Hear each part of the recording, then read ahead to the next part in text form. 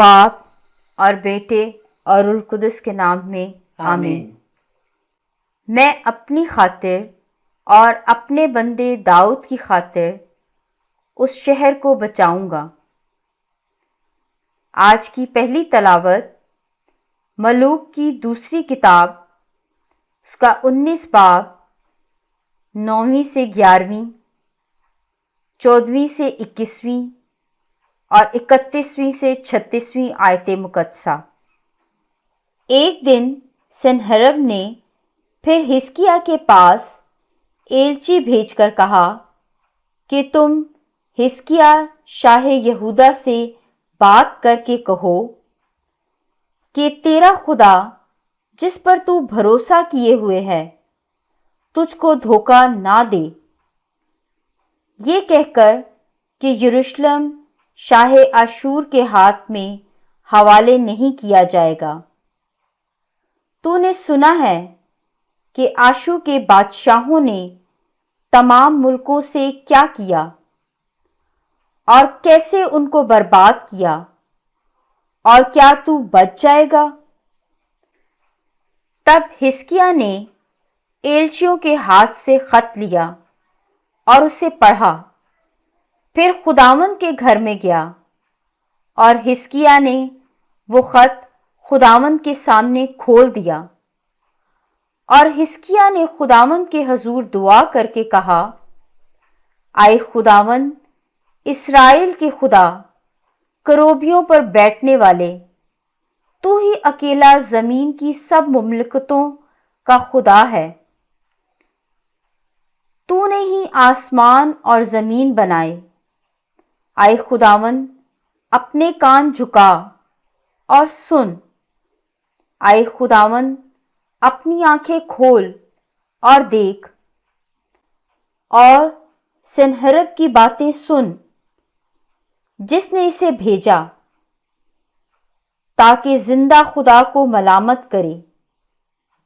سچ ہے آئے خداوند کہ آشور کے بادشاہوں نے قوموں اور ان کے ملکوں کو برباد کیا اور ان کے معبودوں کو آگ میں ڈالا، اس وجہ سے کہ وہ خدا نہیں لیکن آدمیوں کے ہاتھ کی کاریگری، لکڑی اور پتھر تھے، سو انہوں نے انہیں فنا کیا۔ اور اب آئے خداوند ہمارے خدا، ہم کو اس کے ہاتھوں سے چھڑا، تاکہ زمین کی ساری مملکتیں جانیں کہ یقیناً اکیلا تو ہی خداوند خدا ہے۔ تب اشعیاہ بن آموس نے حزقیہ کے پاس کہلا بھیجا، خداوند اسرائیل کا خدا یوں فرماتا ہے کہ تو نے شاہ اشور سنہرب کی بابت جو دعا مجھ سے مانگی میں نے وہ سن لی ہے۔ یہ وہ کلام ہے جو خداوند نے اس کے حق میں فرمایا کہ صہیون کی باکرہ بیٹی نے تیری تحقیر کی اور ہنسی، اور یروشلم کی بیٹی نے تیرے پیچھے اپنا سر ہلایا، مگر بقیہ یروشلم سے اور بچ رہے ہوئے کوہ صہیون سے باہر نکلیں گے۔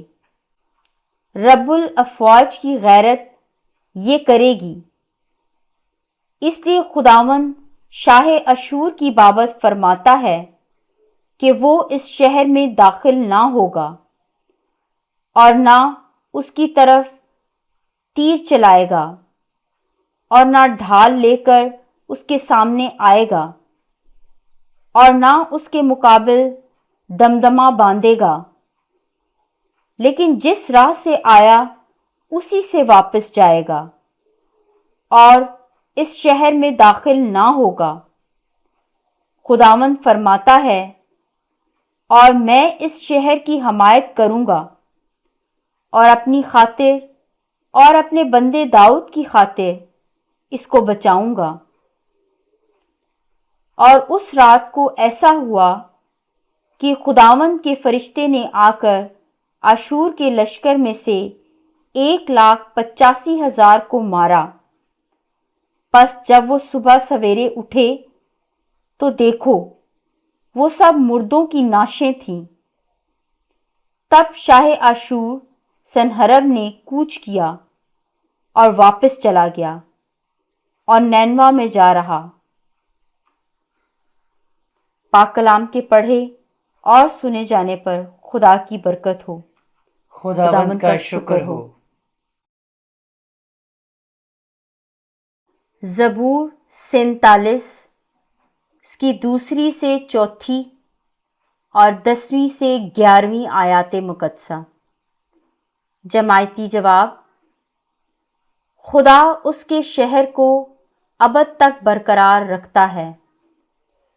खुदा उसके शहर को अबद तक बरकरार रखता है।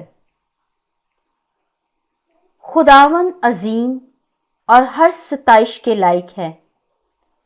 हमारे खुदा के शहर में उसका कोहे मुकद्दस, वो खुशनुमा बुलंदी सारी ज़मीन के लिए बाइसे सरूर है। जमायती जवाब, खुदा उसके शहर को अबद तक बरकरार रखता है। कोहे सयून शुमाल की जानिब शाह अजीम का शहर है। खुदा उसके किलों में अपने आप को जाए पनाह साबित किया है। जमायती जवाब, खुदा उसके शहर को अबद तक बरकरार रखता है। आए खुदा, हम तेरी हैकल के अंदर तेरी शफकत को याद करते हैं। आए खुदा, तेरे नाम की मानद तेरी तारीफ भी इंतहाए ज़मीन तक पहुँचती है। जमायती जवाब, खुदा उसके शहर को अबद तक बरकरार रखता है। Hallelujah, hallelujah. आए खुदावन, मुझे फ़हम अता कर कि तेरी शरीयत पर अमल करूं और सारे दिल से इसे हिफ्स करूं। हालेलुया।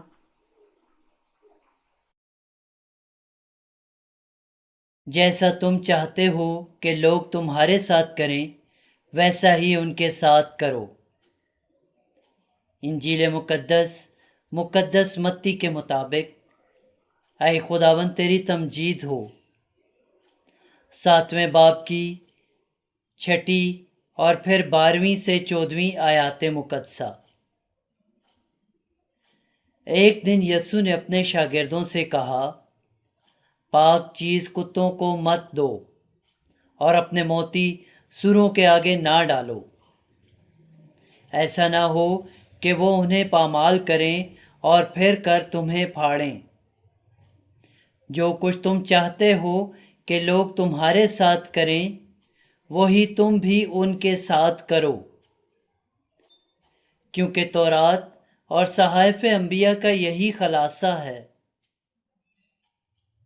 तंग दरवाजे से दाखिल हो, क्योंकि चौड़ा है वो दरवाज़ा और कुशादा है वो रास्ता जो हलाकत को पहुंचाता है, और बहुत हैं जो उससे दाखिल होते हैं। वो दरवाज़ा कैसा तंग और वो रास्ता कैसा सुकड़ा है जो हयात को पहुंचाता है, और थोड़े हैं जो उसे पाते हैं। इंजील मुकद्दस के वसीले से हमारे गुनाह मुआफ़ किए जाएं। ऐ मसीह, तेरी सिताइश हो।